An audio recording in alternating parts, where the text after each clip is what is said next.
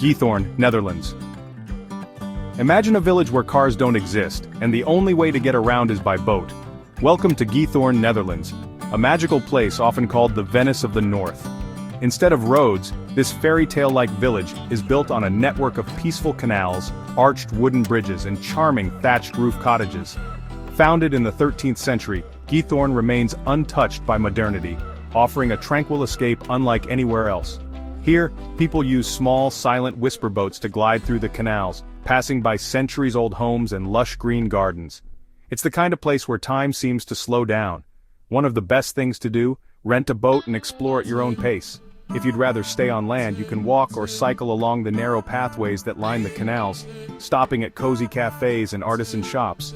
And in winter, the canals freeze over, turning Giethoorn into a real-life winter wonderland where locals trade boats for ice skates. Whether you visit in summer or winter, this village is a storybook setting come to life.